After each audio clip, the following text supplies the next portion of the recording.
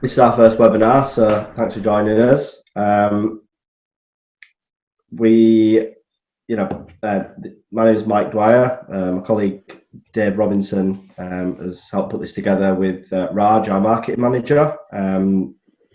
Between Dave and myself, we've got nearly 20 years tech recruitment experience, and as a business, AmSource is kind of moving more towards a talent consultancy kind of move rather than traditional agency. So we're doing a lot of work more in partnership and advising, and try to gather this kind of extra information to share with our clients. We're big on tech community, and we invest a lot of time and effort in this, and this is really where this little project sort of stemmed from. So I'll pass over to Dave and he'll explain sort of where the idea came from and how we've ended up at this webinar. Yeah, cheers, Mike. So we carried out the survey because obviously when it first happened, I think 3 months ago now, seems like only a couple of weeks, but it's quite a long time. When we're speaking to people, like the main things they were asking us were, what are the best ways to work remote? What were the people that you're speaking to saying? Best ways to onboard people remotely. Really important one was how do you maintain your culture when you're working remote? So a lot of questions about that, and we thought it'd be useful to carry out a survey to basically see what everyone else's thoughts were, and to see if everyone was in the same boat, and everyone pretty much was. So I think we were mentioning before everyone else jumped on that, remote working fully was kind of forced on most people rather than it being a choice. So it's how people have adapted to that, and how the best ways going forward. And then the webinar came about because most people were dealing with these problems internally, but not necessarily speaking to people that have experienced it before. So you speak to your colleague and say, what do you think about this? But they're the same as you in the way that they've never had to work fully remote. So we thought it'd be useful to get some people together that have got different experiences and different backgrounds, and then we can find out about how they've tackled the situation, and then for the people that are on here to see how you can take the bits out of it that'll benefit you. That's kind of a summary. So I'll just pass over to our speakers today, and they can do a bit of an introduction on themselves, and then after that we'll go through quickly go through the results of the report, and then get into the discussion. So Rob, do you want to do a quick intro? Yep, absolutely. Hi, I'm Rob MacDonald. I'm one of the engineering managers based at DAZN, who are a sports streaming media service, a little bit like your Netflix, Amazon Prime type of setup. We have an office based in Leeds, where I'm located, but our head office is London. We also have offices in Amsterdam, Poland, and some small offices in other places all over the world. So we've worked largely in the office up until now, and usually a couple of days working from home. So it's all new to us. Cool. Tassos, do you want to do a brief introduction? Sure. So my name is Tassos Vogiadzoglu. It's a big surname. I am an engineering manager at SumUp.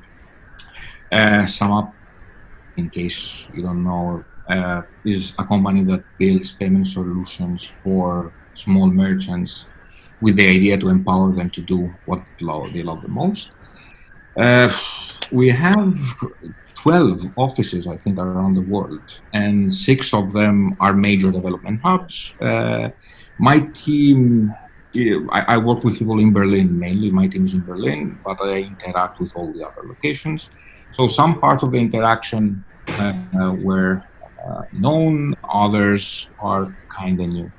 And I also want to thank Mike and David for doing that, because I had the same questions also, and that's why. Yeah. Cool. Thank you, Tassos. And then Doug, finally. Hi, I'm Doug Gordon, Principal Engineer with AT&T. I've been working remotely with, I think it's 5 different companies now for about 20 years, mostly primarily remotely. going into the office as and when need to be. I deal with the software cloud infrastructure of AT&T for 5G networks.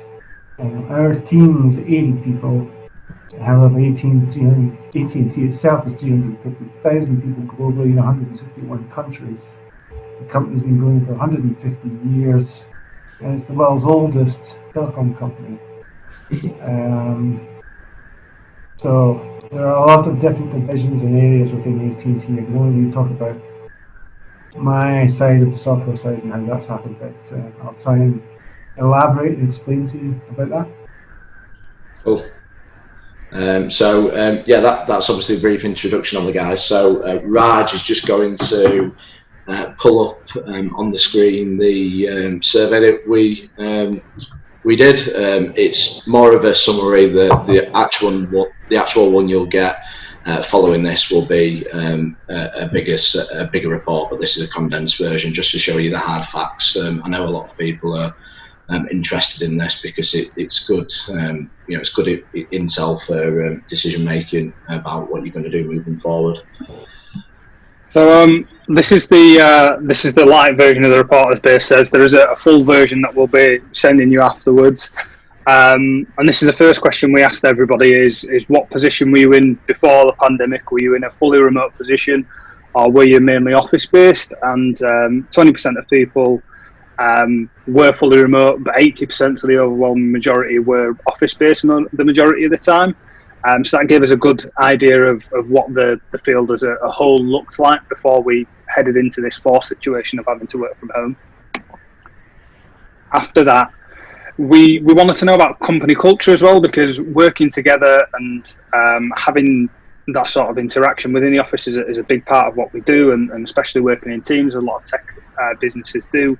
We asked about that, and we sort of worked on the hypothesis that most people would assume that working from home might be a negative, having experience working in an office more, but overwhelmingly people said that the company culture hadn't been affected at all, which was a nice surprise for us, but I think quite eye-opening as well, that we managed to shift to remote working so seamlessly. I think there was a bit of a bedding in period to start, but as Dave said, it's been 3 months now, and the world hasn't seemingly ended quite yet, so we seem to be doing okay.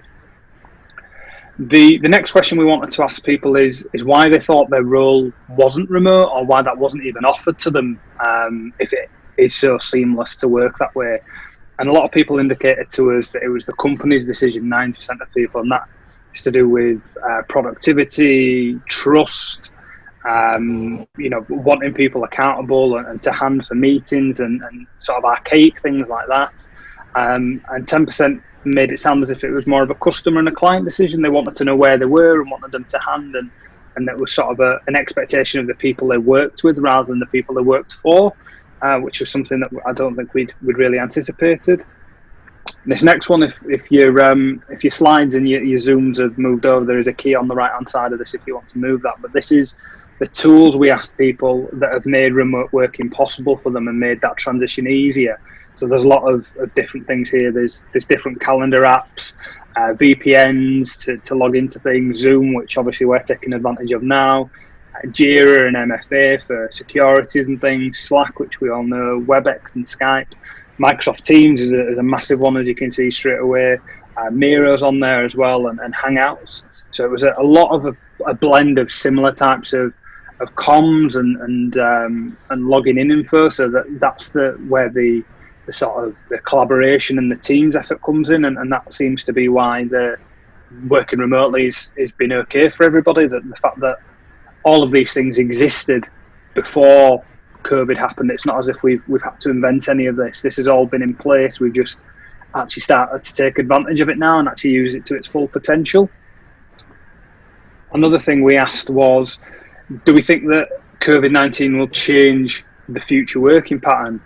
And 75% of people, so again, the overwhelming majority of people said they'd want more remote working in their future, and that be a feature of their usual weekly schedule and routine. There's only 5% who actually said that they'd actually want to go back to fully office based, which I think is probably going to be something for businesses to think about. And 20% who came back and said they were unsure. said they were unsure because they didn't really think it would be their choice. That it would be more what the business's prerogative was and what the business assumed would be best for them. So it wasn't something they were going to be able to actually have any say in. And then this is one of the most eye-opening ones and probably one of the most important ones. This is a separate survey we did with people who actually worked within businesses at different levels entirely, rather than tech leaders, people who made up the tech industry and makes the tech industry work.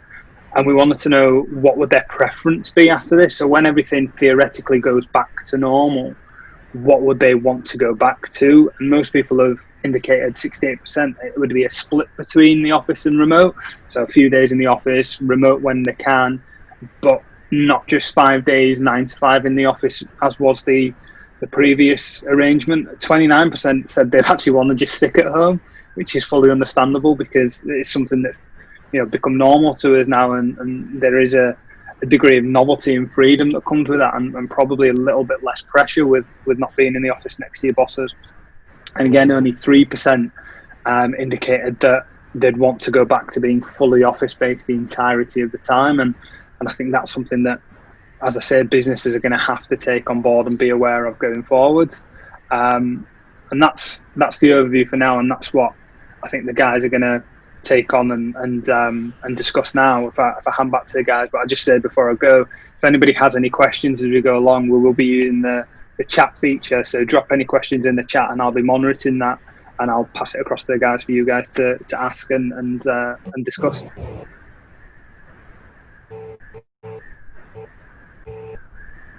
In the habit of unmuting. So yeah, thanks for that, Raj. Done a really good job putting together all the data points in an easy way to digest. So the first topic that I want to cover is just one of the key slides. The overwhelming majority, 80%, were office-based or predominantly an office-based organisation, and everyone's had to switch to being office-based, remote even. So I guess, Rob and Tassos, how have your teams gone from the split of being in the office and with bits of remote as and when to working fully remotely? And then when we've kind of gone through that, if we contrast that and talk about how you're set up and if anything's changed at all, Doug? Yeah. So for us, obviously we've moved, so we're all working at home. So that's definitely changed. But we were largely set up. We had tools like Teams. We have things like Slack, and so we kind of had a lot of what's there already. It just we've just had to start using it much more now. We're kind of getting more au fait at using it, and it's kind of business has just carried on. So for anyone, most of the stuff we do is software engineering. So most of my teams are either software engineers or business analysts. So that kind of naturally lends itself to people just spend most of the day on computers. They can get their head down. They need time to concentrate. So we've had quite a lot of feedback actually that people are preferring it. They're getting that time to themselves. Other things we've done, some kind of logistical things. We've let people bring some of their hardware home if they want a second monitor, all that kind of stuff. And the biggest thing for me has been around mental health and how we make sure people still feel connected. So we've had things like drinks, kind of virtual drinks over Teams, daily kind of coffee catch-ups. We have a daily fika, just to have a tea and a coffee together every 11 o'clock every morning, to give people that opportunity to have a chat to each other, to get some kind of face-to-face time, and it isn't just a meeting about something. That can be difficult, but we're having some success. We're managing. I'll echo some of the things that Rob said. We were using these tools, and since we work with people in other offices in other countries, we're kind of used to that. But there are some new norms that are developing. We communicate way more. We ever communicate, especially all these things that were happening, and you just see them. For example, someone going to lunch, you will see Teams now, people saying that again, going away from lunch, people saying good morning when they join, just trying to have this communication that existed while we were in the office. transfer it to the remote work. The hardest thing though was, and it still is to me, have this camaraderie, because it is meeting after meeting after meeting, and it's work after work after work, and you can only do some in between catch-ups. So the fun that was there now is not to the same level that it was. Oh, and Doug, from your point of view, Yeah, and the same as Tassos and Rob, we were using the vast majority of those tools constantly. So there was absolutely no tooling changes from us in terms of how we did our job that way. I think getting back to what you're saying at Tassos about people saying about I'm going for lunch, hi in the morning, so these sort of keep alive messages from people. They are important, but they do let other people know I'm around, or I've got to go to the dentist, or I need half an hour here, something's happening at home, and that sort of thing is very useful. And it's also quite good, say on a Monday, just for people to have, we've got little chat rooms for teams that are working on projects, and people just go into them and just spend a couple of minutes and say on Monday, so it's just talking what they're up to. It keeps the social side alive of what you're doing, and you quickly get on to the job thing. So when we were doing that anyway, but I'm just saying, backing up what Tassos was saying there. One of the things as well about meetings and people, sometimes people get invited into meetings in an office just because they're around or whatever. The trouble with that is, and even in the office space, the meeting is usually proportional to the square of the length of the people that are in there. And so, to be honest with you, there's usually 2 or 3 people in the meeting that are actually discussing something. A lot of people are just sitting there, right? And so it's a right waste of time online particularly if you've got people in there who don't need to be in there. So only involve people in a meeting that you need in the meeting. Because very few things actually get solved in a meeting. In most meetings, work gets dished out for tasks, and various things actually get solved in a meeting. Do you find using the tools for communication, whether that's Slack or some kind of instant messenger or something where you're just dropping in bits and pieces, or even just picking the phone up, is sometimes more helpful to making everyone feel like they're a team rather than just dragging everyone into a Zoom meeting and people just definitely creating sort of little chat rooms for projects and people on that project and that sort of thing are working on a particular technology or something is useful, because they can drop stuff in and chat and share the problem and keep everyone in the loop. Sometimes finding a decent application that works on multiple different platforms is a bit of a headache as well, because you can get some very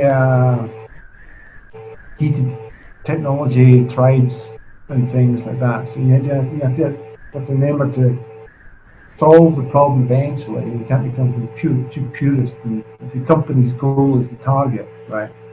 And that sort of thing. Things like being able to share desktops. We have a few people who are completely Linux only, but they do struggle to share their desktops, and we just say, you can do what you like, but you have to be able to share your desktop if you're asked to. Yeah. That's up to you. Solve that. Yeah. One thing I'm quite keen on as well is keeping in mind the type, based on the thing you want to talk about, based on the communication you want to make, use the right kind of tool for the job. I'm very conscious, especially as a manager, if I post someone a message on Slack or if I send someone a message on Teams, it's kind of demanding immediate attention. It's quite personal. You're just throwing a message straight at someone. It can be quite stressful. Maybe they've got their head in some work. Software engineer, it's like coming up to someone who's got their headphones in. I know you mentioned it earlier. Got the headphones in and just grabbing them and pulling them around.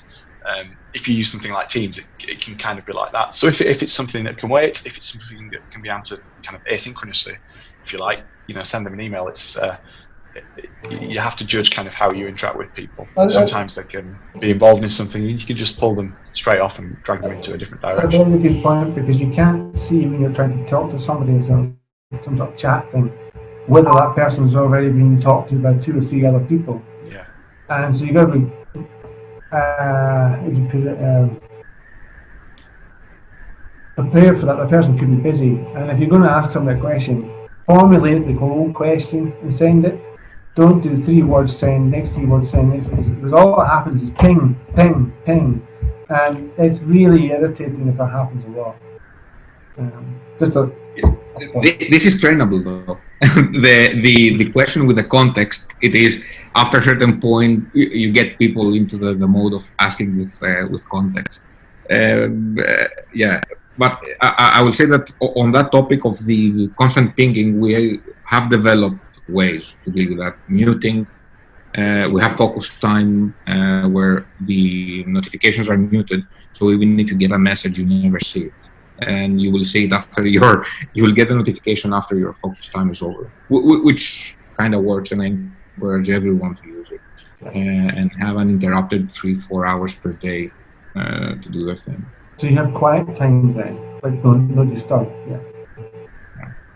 The problem, so the biggest problem I found with Zoom and all these things, it's hard to work with people in the sense that if you want to have a hard discussion with someone, there is something missing in the communication. All these non-verbal cues that you may transfer by being in proximity to someone disappear. So you have to take extra consideration, extra attention to how you formulate things, because you may come as harsh or insensitive or abrupt.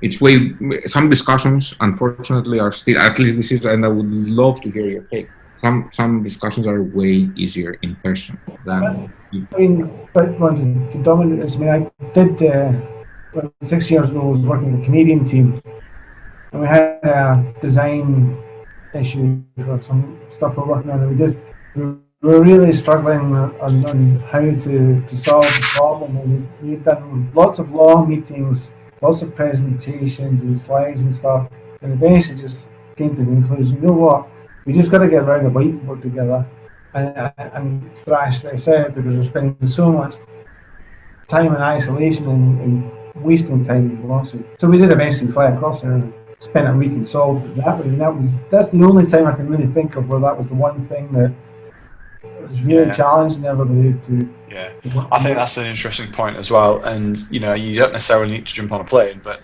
you have some small situations like that where a couple of people might spend an hour chatting to each other on Teams or whatever. And actually, if you just pick up the phone or pick up Teams, just do a video chat, you can solve the problem. You can find an answer far quicker.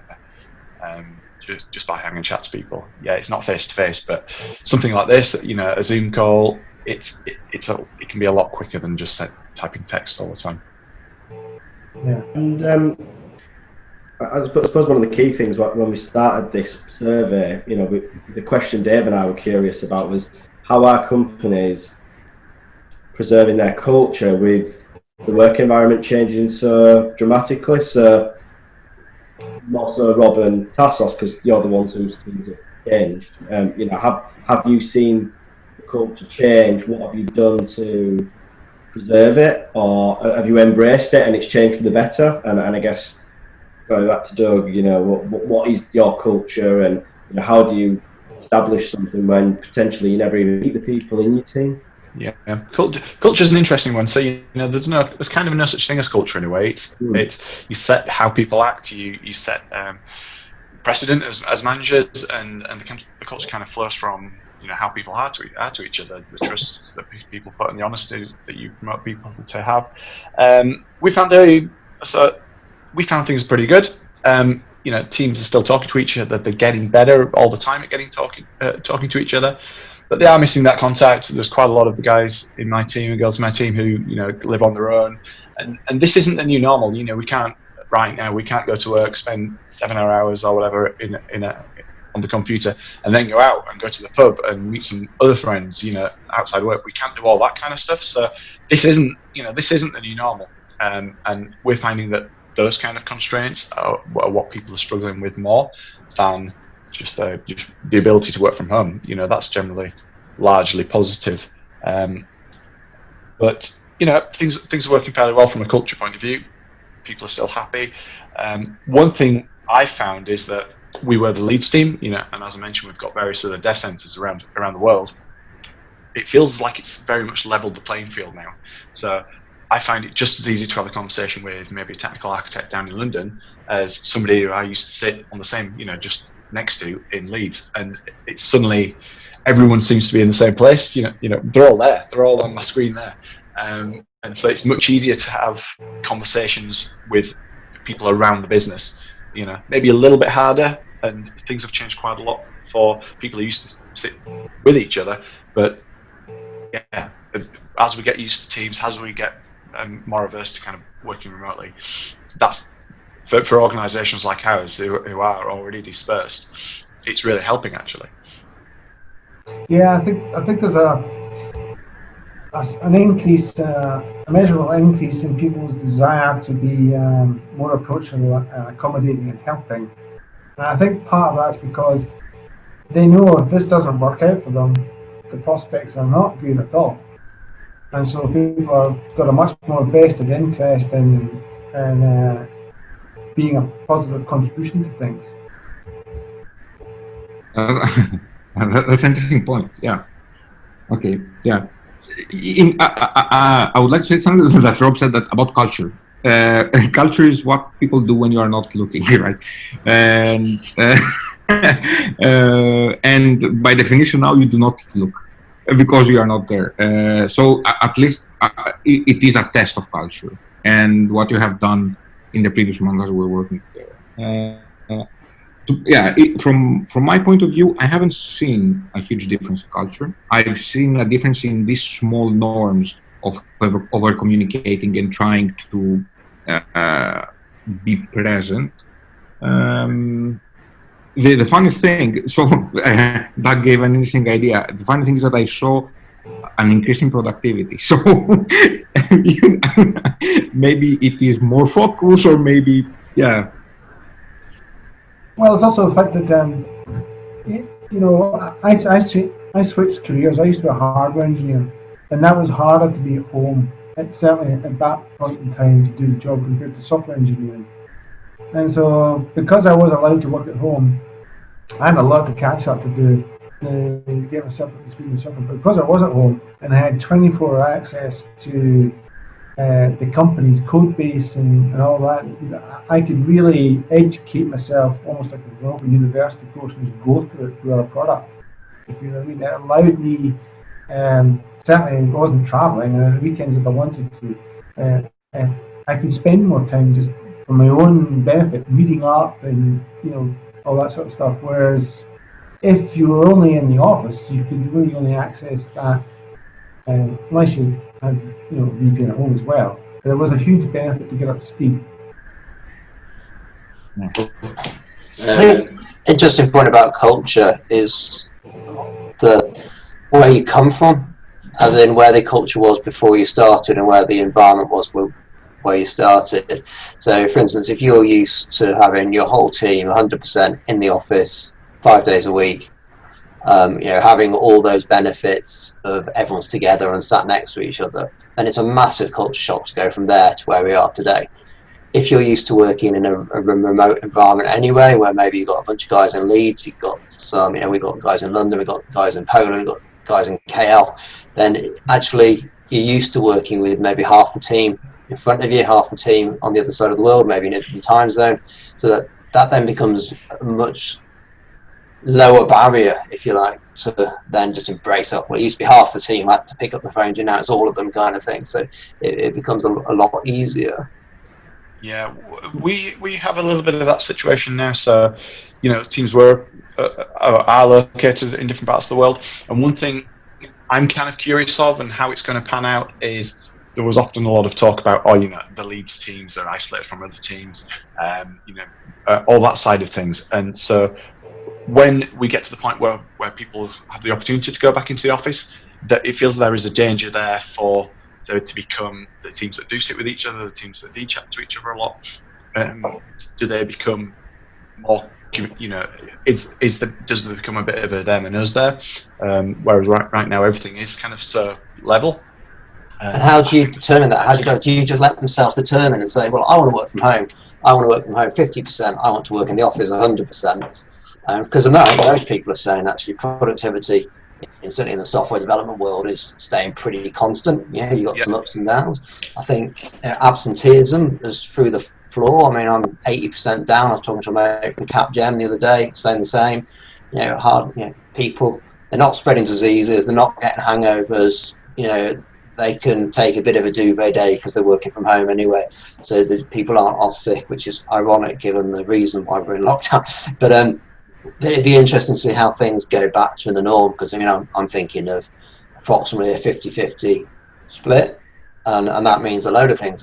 It's good for the folk that working from home is seen as a perk. That's good. It's good for your employment, because I can now, do I hire people from Liverpool and Newcastle? Because actually to come to the office 1 or 2 days a week isn't a big deal if you're two hours away. How's that going to work? For office space, we can all half our office footprint and save a load of money on rent, etc. And all that. Yeah, that's a really interesting question with office space.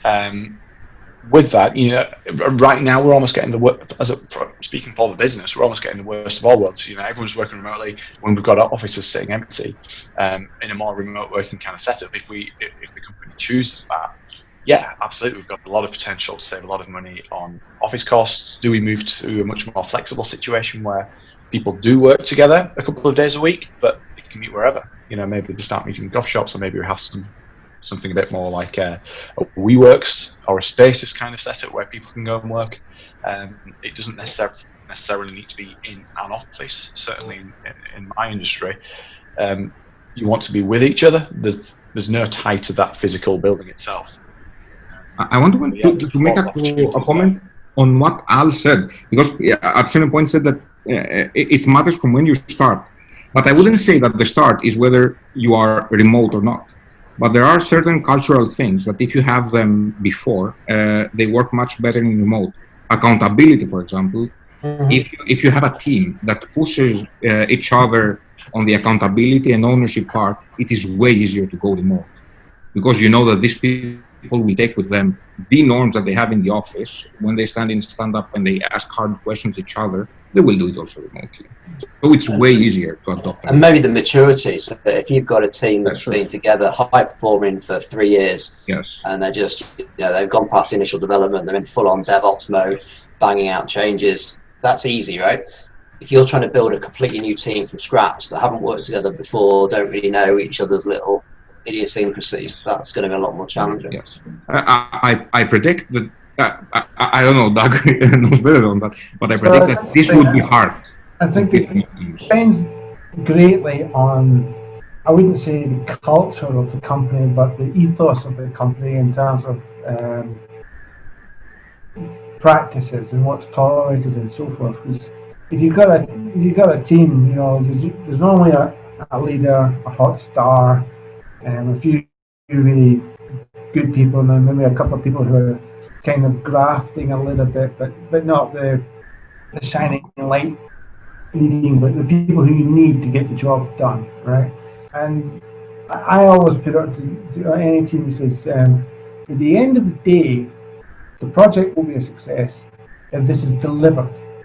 Not if you shone, not if you did really well. If the project is delivered on time, that's what I'm looking for, right? That's my goal. So you just got to make sure what you're trying to do is get them all to work together, because they need each other to survive. That's what you want to do, as opposed to, so that way they start to collaborate together and start to hook up, as opposed to form sub-teams within the group, sort of thing. That's not always easy, right? That's a struggle, actually. Make them have people working as a single team. But there was a question that I would like to ask Doug.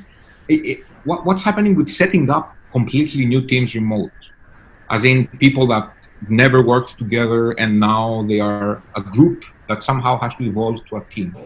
How does this work in a completely remote environment, if you've seen that? You do the same as you would normally, right? So you get everyone together on a call like this and introduce them just as you would get everyone together in a room in an office. So it's exactly the same, the mechanisms, if you like, of anything else It's that much more difficult. And I guess they don't know each other. I've just set up a bunch of teams, and some random people from London that I hadn't heard of, the guys I put them with haven't heard of.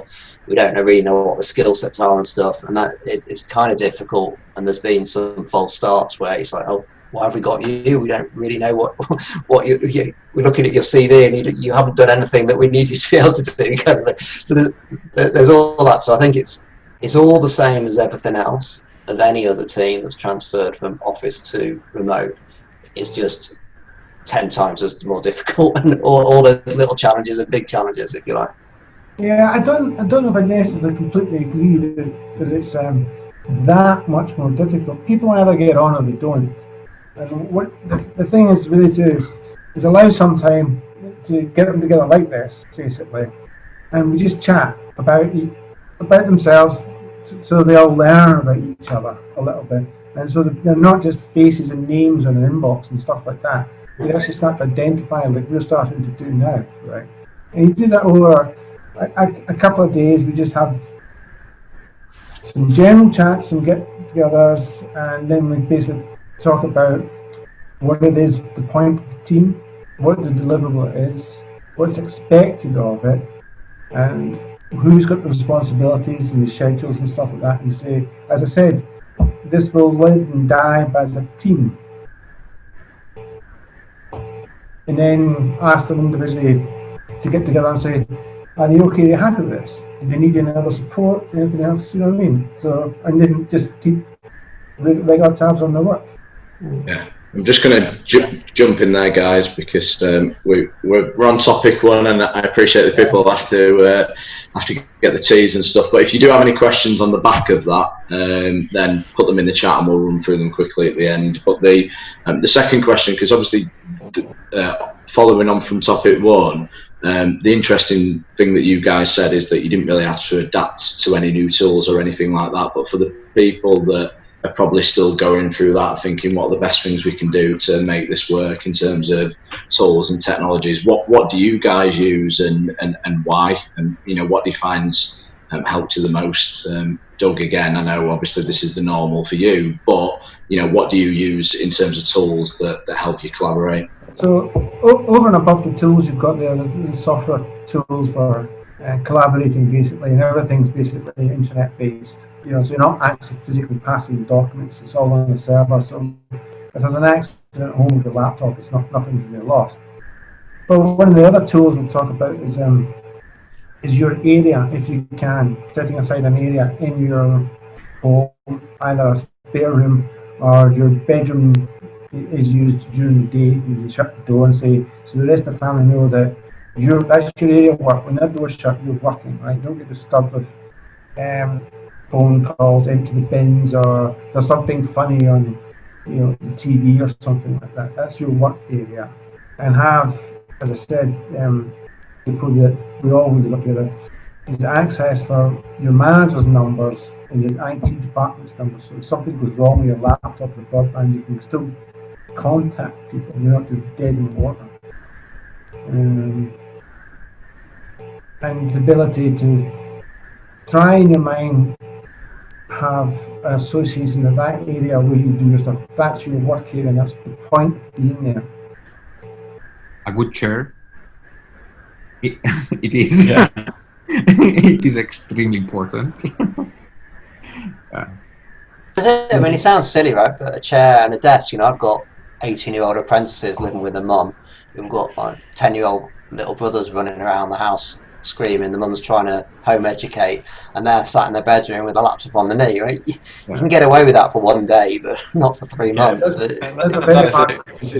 We're not in the normal hours, so absolutely. If the company decides to go much more remote working, it has responsibilities. Then it does have to provide hardware. It does have to provide things, a suitable working environment, and that even goes into kind of health and safety. There are responsibilities there where this is the norm. Right now, everyone's kind of getting by, and people have to kind of appreciate that. It is a struggle for some people, those with kids, those that, like say, live with family, and it can be a challenge right now. Yeah, companies do. In our case, the company allowed sent chairs to the monitors and stuff. So yeah, and I think most of the people are happy to do most of the companies. Yeah, and I think if a company adopts a remote policy or a split, and if there is responsibility on that company to provide the right equipment, so a chair, for example, is that then going to be a barrier? You know, is the person in finance or facilities going to be saying, well, why the hell are we paying for 2 chairs for 1 person? You know, is that going to become a barrier to adopting this way of working? You know?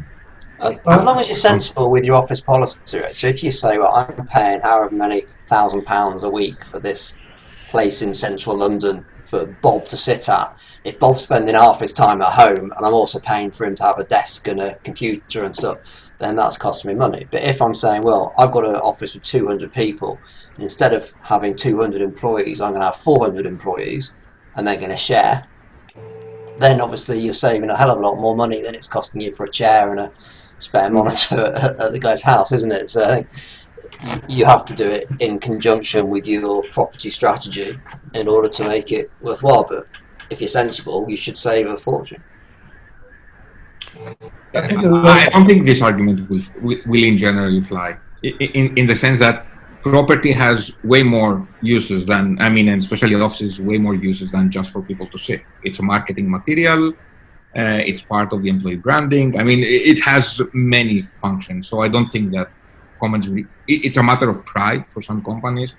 They enjoy having big offices. But then again, getting a chair to someone is not a big expense for a company. Like a good chair costs like $800. So I don't think this will be detrimental. Got a better chair than I've got. I don't think this will be detrimental. There are other things that are. It's a huge mentality shift. It's not. So if you are arguing for property, maybe there should be another one, like reduced commute, and this improves quality of life, and this way you get improved productivity. Yeah, it will be interesting to see as things progress, you know, how companies advertise jobs and stuff like that. You know, is that something you could ask for in an interview? Would I be provided if I was asked to room with a desk and a chair, a suitable desk and a chair, that sort of thing? You know, it's like when, you know, I must admit my jaw would probably drop itself. But again, it's a fair point to a certain extent. You would get that in an office, right? So. Yeah. Does the employer, for a home office, does the employer still have a responsibility about it being like a safe working environment? You know, like we're in an office now with like level height and, you know, no glare on the screen and that kind of stuff. I don't think there'd be a legislation for that. I don't think that, because well, one of the things that surprised me is the lack of people who already work regularly, you know, almost permanently from home. There's not many as you think. In this day and age of remote tooling and all that stuff, it's still kind of old school, you know, coming to the office for a lot of people. So I don't think legislation would be up to date on that one. Do you think salaries will drop? So if the employer says, well, you're working from home, you don't have a commute, I can hire some guy for half the price from Sunderland, you know, is that going to depress salaries? No, because salaries are based on what you're worth. I don't know.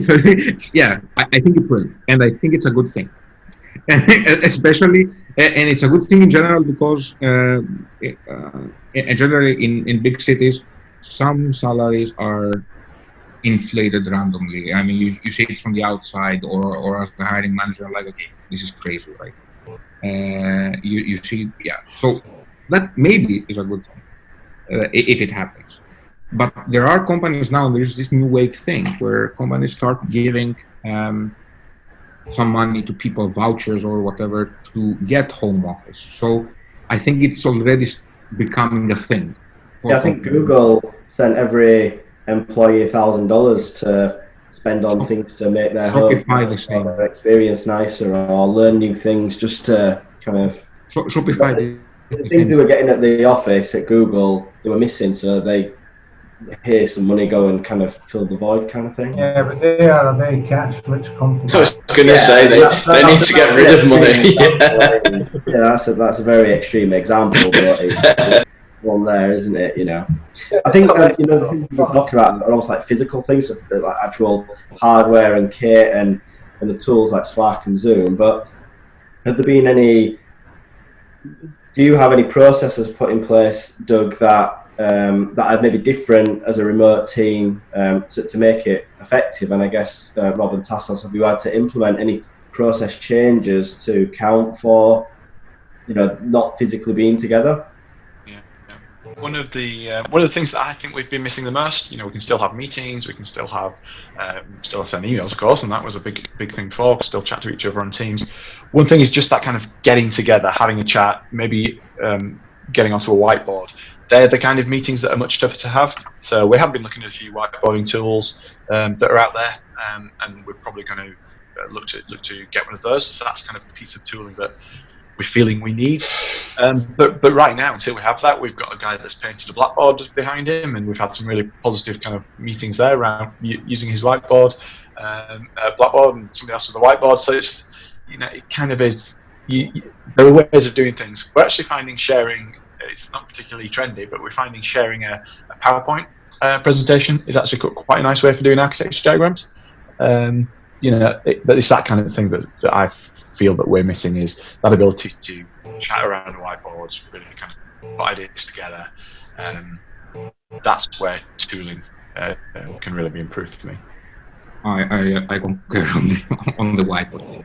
This is, if something is missing, this is the biggest thing. We use Miro, and we started using it a lot. We just had a recommendation from Miro in the chat, actually. So yeah. Miro is one of the ones we're trialing. Miro and Muriel. It's not like writing. I mean, it's way faster to scribble. And personally, I'm trying to find a solution to solve this one with a tablet, maybe, or something. Because this is maybe the the interactive sharing whiteboard thing. For me, the idea would be a screen that I could just draw on, and you could all draw on it. That's the absolute ideal. You know, like in an office, you just bring the board. But I mean, I've had things before where you can scribble, but it was such a clunky interface to use the thing. I ended up just scribbling it and holding it up. It's far quicker. And so there are some solutions out there, things like Google's Jamboard, but you know, we're talking a lot of hefty equipment to have a meaningful meeting over remote distance, and so yeah, it feels like that's a bit of tooling that's not quite there yet. Things like Miro, like Mural, they're almost too feature rich in a way, and it's, you know, you just want to draw something, absolutely like you just said, Dave. You just want to get some ideas put down quickly. Yeah, we just had another recommendation for Jamboard. Then it literally, as you said it, Rob. But by the sounds of this, maybe it sounds like some people need to get their head together and make something that works. We trialed a Jamboard a year or two ago now, and it was great. But as I say, it's just so much setup, and we can't. It's not a solution that we can have in everyone's home. But it's the other thing is platform support. You can use Jamboard dynamically. You know, my kids use that on the school as well. So you don't even need an account. You just create a new Jamboard and invite people externally there with any Google account. The challenge is that you need to have the full stack on Google. But there's a Google account. Who doesn't have a Google account nowadays? But anyway, it is still. Yeah, this is it. Just the online boards just aren't quite there. Like you said, Doug, if there's some way of just drawing, you know, if we buy people styluses, things like that, you know, there's options there. But we start. It's where we can just solve it. Something like USB port, and the trouble is you need another USB port, and it's all like, you know, which one to unplug? Yeah. But these are the kind of things that if you did switch to a much more remote working setup, which, you know, we're not there now. We're just kind of getting by. They're the things that we need to solve, and can be solved. I think one of the things, at least for my team, I felt it was really important is to have a good broadband. You know, a lot of people share the broadband with their colleagues at home, or they have a co-working environment with their people that they live with. and that they didn't use before. So they only used for personal stuff, and now it is a working environment, and it is their responsibility to own it. And that comes with the chair as well. How far is the responsibility of the company to provide that toolkit for the employer? Is that the working environment, like David was referring to, maybe they are living in a place that they don't have the security conditions to work in a financial solutions, for example, or because they have other people in the place, and they might have some eavesdropping, or they cannot have a conversation like us today in the confidential area. And so the chair is one of the things, but as well the connectivity to the internet. Is it secured? Is it safe? Are they connecting with a secure Wi-Fi? So I think the companies need to provide that, but it becomes to a limit. How far is the same thing as a company hiring a contractor to do their job. It is almost as an external consultant. And now your own employees are becoming as external consultants as well. So you need to build the rules to access that as well. So in my case, our company, what we provided was not a comfy chair, but it was a nice screen, an external screen, because everyone already had laptops, but an external screen, we felt it was almost mandatory for them to have, especially on the development industry. For example, I see that I do have difficulties listening to Doe. I apologize, though, it's not yourself. It's mainly about the equipment as well. The fact that almost everyone in our company, they have Macs. We feel that the microphone is top notch. It just automatically disconnects the feedback. You don't hear yourself, but I can hear Doe. So, for example, providing an external microphone or a good headset, that is almost mandatory as well to have. So one thing that we share with our employees is for them to have a self-conscious as well, for them to provide a good connectivity to their colleagues as well. So it's not only seeing, but also providers as well. Being in a place, if they need to be in the kitchen, at least put a whiteboard, something on the background to don't share that background. We have customer meetings as well, and we still need to look professional. So that's why we need to look ourselves when we look to the camera that we are providing a good background. Tools like Zoom or Microsoft Teams, you can hide the background, so that's great. So that kind of touch gives the extra edge for a quality environment to collaborate with a colleague. I think that's really important as well with the culture side of things, because if you're a company that's got all those considerations for your employees compared to someone that's kind of like, right, work from home and off you go, that is a brilliant way to maintain culture of, well, these guys are really looking after me, and even though I'm not in the office with the pool table or the ping pong table or whatever you might have, but my company are really looking after me and they really care about me. So I think that's a really interesting point. We also kept the office open. There are people that they do struggle to be at home. They cannot be. So we just left the office. We had an office. We are a 50 people company. Our office, when we left, we were only 30.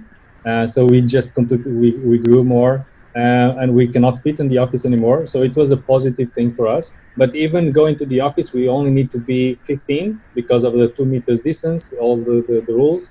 But we left it. We are still paying for it. But following to the conversation that Alan and Anastasius was mentioning about, this is a massive cost reduction for the company. So Google paying £1,000, it's a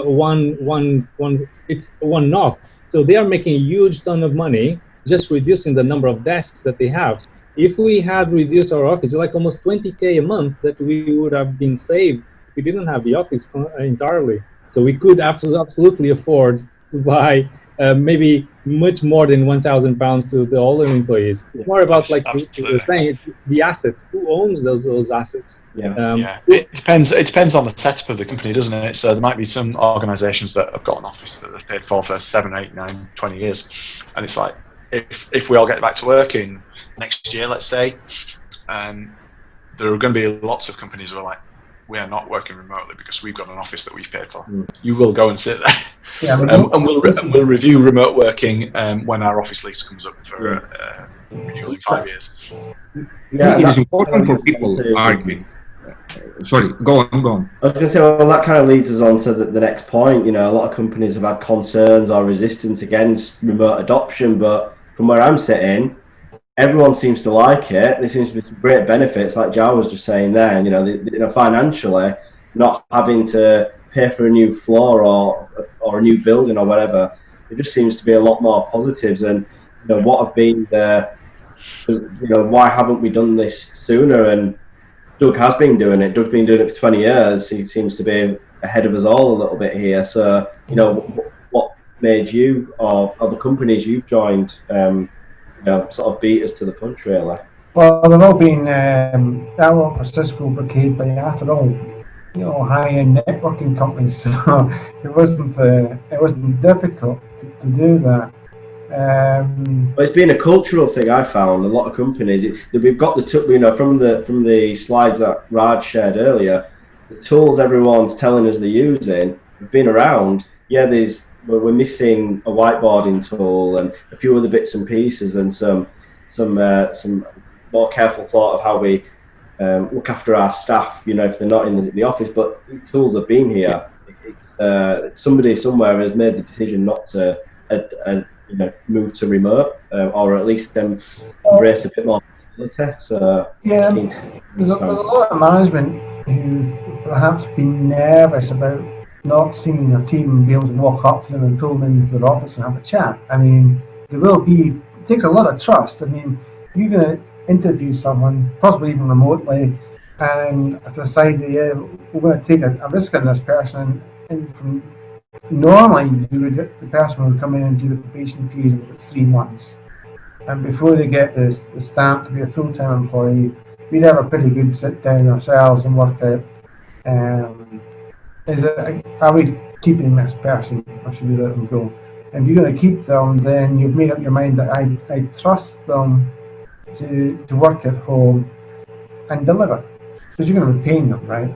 And you can turn around to the person and make them understand, would you give me, I don't know, let's call it £500 a month as my salary, and you're not going to see me again, and you're going to trust me. Because that's the risk I'm taking with you as a manager,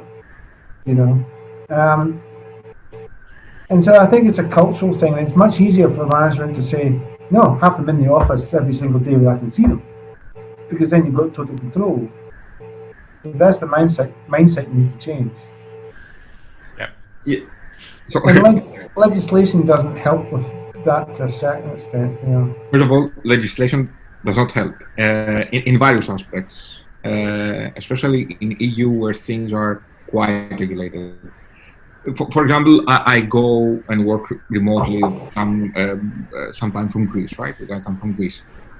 My insurance status is unknown. If I have an accident while working on my laptop, who is responsible? Anyway, it is way more complex. I have an anecdotal piece on what Doug said. I, for example, am an advocate for remote work, but I have flown someone on 1 day notice to come and visit us in the office because I felt safer seeing him up close and interacting with him as a person before saying yes. To huge expense, right? A next day flight is a very expensive thing, and hotels and all stuff. But yeah. It's also very expensive to get rid of people once you take them on full time. Yes. Yeah. And in some countries, it's hard. You need a very concrete mechanism. I mean, it's complex, right? Especially when you cross borders. I mean, if you have legal presence in a region, it is a bit better. But especially when you cross borders, and for example, you are in Germany and you want to hire someone from, I don't know, Italy. Yeah. I mean, this is a recruiting agency we're talking to here and all the rest of it. And, most of the time you take on people and it's all good, but sometimes you take someone on who just didn't fit or whatever, and that's a real bad situation if you've got a good team, you've got this in here, and it turns out to be an awkward dismissal and all that. It just really is problematic. So, like I was saying, the point I'm trying to make is going forward, if companies are going to be pushing more and more people to go to remote, I think they'll be potentially a lot more picky about who they take on and take chances with. Yeah, because there's a lot more autonomy on that person. That leads nicely into the last point. Really, I know we're running over a bit, but obviously for you, Doug, remote working is the normal. But for Rob, Tassos, and any of the guys on here, do you think you'll definitely change? And I suppose interestingly, will your companies just be software development? Yeah, you can work from home, but some other people can't. And how do you envisage it's going to work for your businesses moving forward, and how do you want it to work, I suppose? I'm in the fortunate position that we can help be part of that decision-making process, and we're certainly going to go to more remote. We're fairly flexible now. We have a day or two for most people, but we're looking to go mostly remote, probably 3 days a week. I think it still is important, or certainly within our teams, for them to get to meet each other every now and again. But as I was saying, whether we have actual offices longer term, we will have our offices for a while due to facilities reasons. Whether longer term we go to a much more dynamic setup where we do meet up regularly, but maybe it's somewhere we hire, or some kind of just even meeting up for a coffee and things. Not quite to the level that I know Automatic, the company behind WordPress. I think they're fully remote, and as part of the savings there from having offices, they kind of meet up regularly once or twice a year, often somewhere like Morocco or wherever, because they've saved all that money from not having offices. But a small part of that is what we could do, where we do meet up, but just not. It doesn't have to be a particular office. I am ambivalent. I love the freedom of working remotely. I advocated what I see, that it's not always the case, and people. So, for example, there are constraints. Our hardware teams are not easy to work remote because there are huge investments in labs, in equipment. They will never be able to work remote.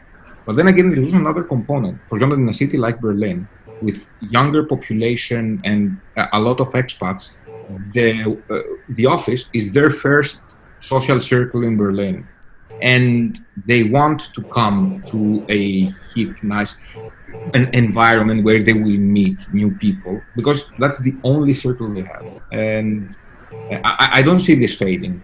We will have to change the mixture of people, and this needs way bigger changes than just going remote. People will need this interaction. Well, I think that's what people want, isn't it? As the report we put together, was it like 68% or something of people want that split? They want the freedom to work remotely, or I think in a lot of cases they want the freedom to not waste their time commuting, but at the same time, I suppose that the social interaction and maybe the safety of being able to collaborate in person, and crash through problems and learn and all that kind of good stuff that you get from meeting people.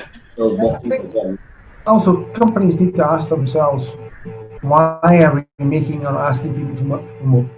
Is it the R number?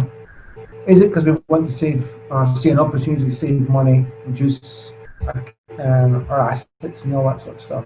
So these are two different things, right? The R number, I think most companies are simply going down to, if you can, work from home. If you can't, even though job-wise it looks like you could, like say software or something like that, but your family circumstances aren't, or your home environment isn't good, you can come in. So at least you can have the flexibility with the office space and to choose to come in. But the incentives are to try to have more people at home that way. But for other things that are like, hardware for things like that, or anything that's machinery, if you were a machine worker or something like that. You're going to have to say that's not going to happen. That's just not going to happen. Yeah, and I think tech, the sector we're all kind of operating in, we are fortunate. We embrace these tools. People want to work in this way, and like you say, if you're a bus driver or you're working on a machine, you're not working remotely. It's not going to happen. But being a software engineer or product owner or whatever, then there's the option there, isn't there? But I can see a lot of startups happening where there is no office, there is no central place. It's just the founder and hire people, and this would be the team. Yeah, but then you get people that you can go live in the middle of the Yorkshire Dales then if you want to, and I think you're in Harrogate, aren't you, Doug? So you're in a nice part of the world, and it opens up where you can live. If you want to go live somewhere that's not got a tech city an hour away, you can go do that, can't you? Yeah, well, I mean, it's like Tassos and I think Rob and myself, we all run teams internationally. So it doesn't matter as long as the people are contactable and doing their job. Then really, I don't care where you are. There's a problem to that, and that maybe is a nice business idea for someone to solve. The fact that bringing someone has also this regulatory part, contracts, hiring, and if you go to HR and say that now I want you to manage this 100 or 10 or 5 individual contracts, they will say no, thank you. It is way easier to bring them here. Contracts are standard, employment contracts are standard. It's way easier for us. And this, especially for an organization that grows, this management is an expense and it's a hassle and, all these things. So we hire supposedly, I mean, I say it from ourselves that, okay, we look outside everywhere. The talent pool is global.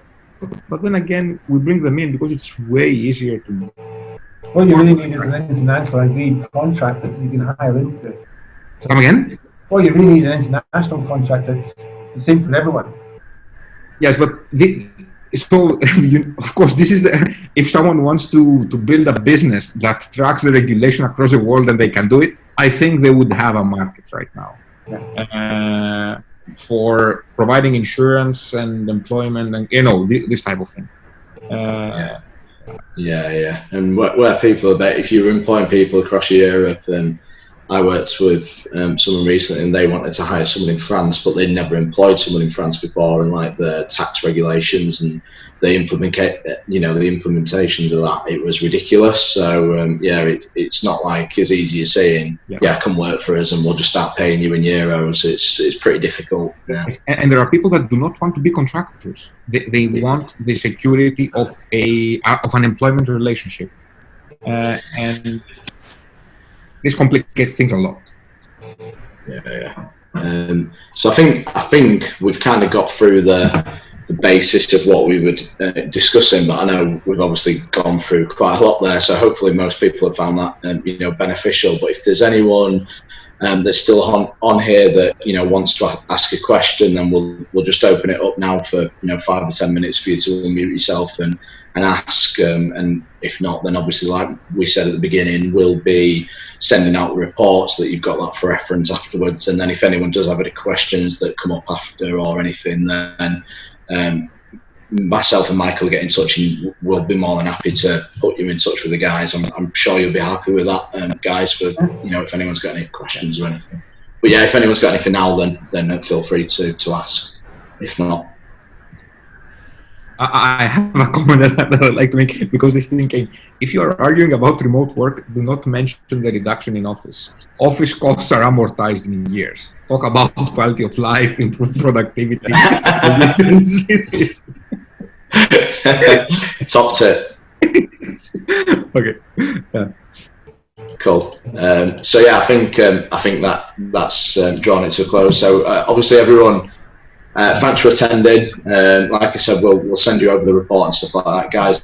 Thanks for speaking today. I think it's been really good discussion, and we're going to do more of these. So we'll be in touch and see what topics people want to cover, and we'll do another one soon. But yeah, Mike, have you got anything to say? Thanks to the panel for getting involved. Thanks, Raj, for putting our crazy idea into action. And thanks everyone for joining us. And feedback. We're going to send out the report, but also feedbacks are good, bad, indifferent, and suggestions for things going forward. We don't want to just do these webinars for the sake of it. I'm more than aware when people see a recruitment agency advertising an event or a webinar, they think, another one. But we want to do something that actually benefits you. You know, we've got some really good, as we've seen with the panel, we've got some really good people in our network we can put together, and hopefully we can try and solve some problems. Yeah. So yeah. Cool. Right. Thank you guys. Have a nice evening, and we'll catch up with you soon.